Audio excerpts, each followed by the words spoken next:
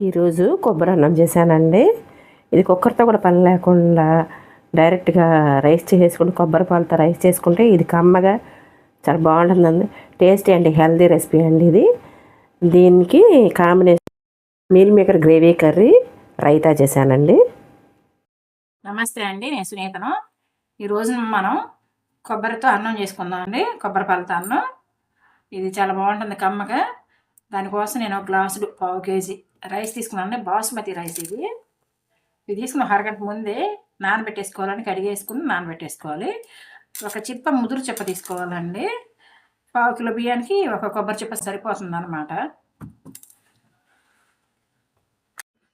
కొబ్బరి చిప్పని ఇలా సన్నగా తరిగేసానండి. ముదురుగా అయి ఉండాలన్నమాట, ఇది గట్టిగా ఉండాలి, ఉంటేనే బాగుంటుంది టేస్ట్. మిక్సీ పట్టుకుందాం అండి. ఫస్ట్ కొబ్బరి పాలను తీసుకుందాం.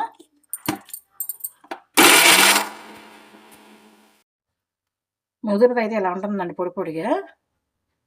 టేస్ట్ బాగుంటుందండి ముదురుది అయితే, లేకపోతే అంత టేస్ట్ ఉండదు. నీళ్ళు పోసుకుందాం. నేను గోరువెచ్చటి నీళ్ళు తీసుకున్నానండి, పోసుకుందాం.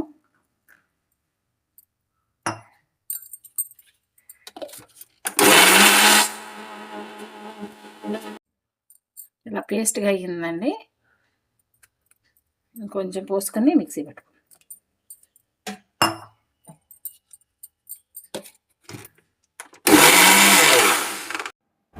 స్ట్రైన్ చేసుకుందామండి, వడవేసుకుందాం కొబ్బరి పాలని.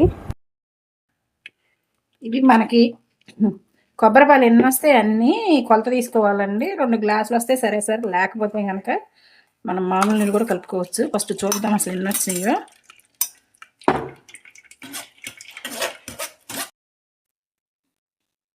కొబ్బరినండి మనం వడవేసుకుంటున్నాను. నీళ్లు తీసుకుని కొబ్బరిని అంతా శుభ్రం కడిగేస్తే దాంట్లో ఉన్న సారం అంతా దిగిపోతుంది. గోరువెచ్చని నీళ్ళు తీసుకుంటే మంచిదండి.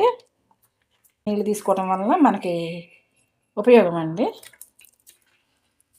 పాలన్నీ వచ్చేస్తాయి, కొబ్బరిలో ఉన్న పాలన్నీ వచ్చేస్తాయి, ఉట్టి పిప్పే మిగులుతుంది అనమాట.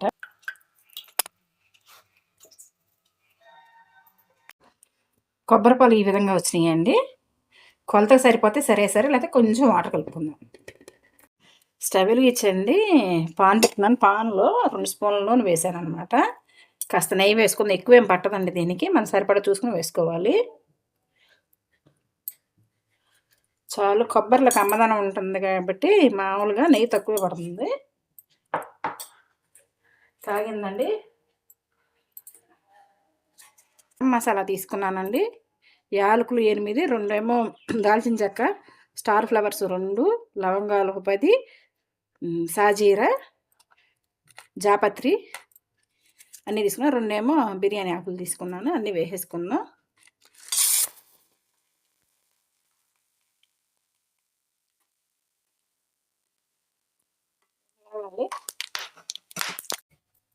ఉల్లిపాయ అండి ఒకటి తీసుకుని కట్ చేశాను, మీడియం సైజు, వేసేసుకుందాం.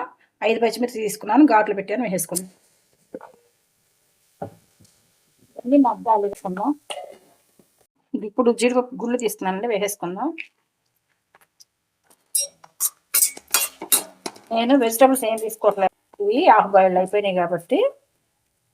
మనం 1 స్పూన్ అల్లం వెల్లుల్లి పేస్ట్ తీసుకున్నాను, వేసేసుకుందాం. పచ్చివాసన పోయేదాకా వేసుకుందాం. పుదీనా వేసాను.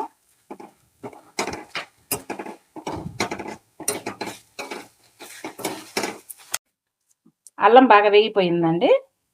ఇప్పుడు మనం కాస్త 1 స్పూను గరం మసాలా వేసుకుందాం. నేను చిన్న స్పూన్తో వేసుకున్నానండి. ఇది కూడా వేపుకోవాలి.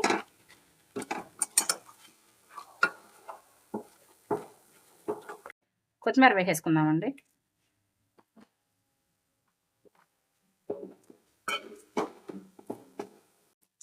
ఈ గ్లాస్తో బియ్యం తీసుకున్నాను కదండి. ఈ కొబ్బరి పాలు అన్నీ కూడా 2 గ్లాసులు అవ్వాలండి. అవ్వకపోతే కనుక కాస్త నీళ్ళు కలుపుకుందాం. 1, రెండోదానికి కొంచెం తక్కువైంది. ఇదైతే కాస్త వాటర్ కలుపుకుందాం. వేసుకుందాం. ఈ గ్లాస్ కూడా ఇది మరగాలి.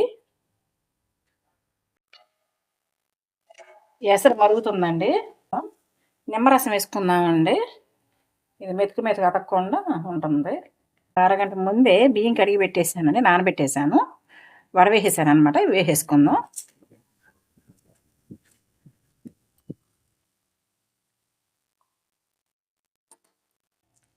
సాల్ట్ వేసుకుందామండి. కర్రీలో మనకి సాల్ట్ ఉండదు కాబట్టి దీంట్లో తక్కువ వేసుకోవాలి.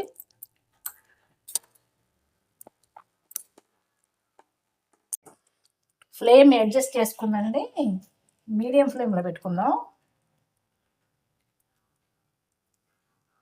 పెట్టుకొని మూత పెట్టేసుకుందాం. ఒకసారి చూద్దామండి. ఒకసారి అంతా కలయి తిప్పుకోవాలి.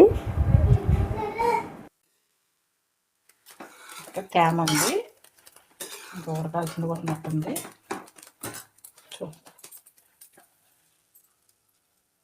ఇంకా పులుకుందండి. సిమ్లో పెట్టేసి వదిలేద్దాం, తగ్గిపోతుంది. రైస్ పూర్తయిందేమో చూద్దామండి.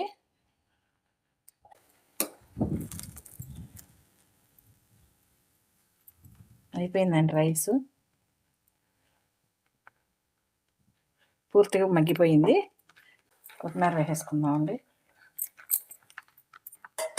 స్టవ్ కట్టేస్తున్నానండి.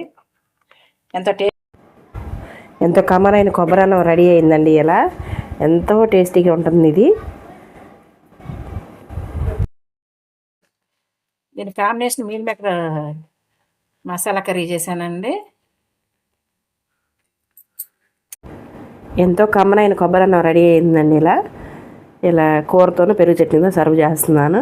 ఉంటానండి, మీరు కూడా ట్రై చేయండి. బాయ్.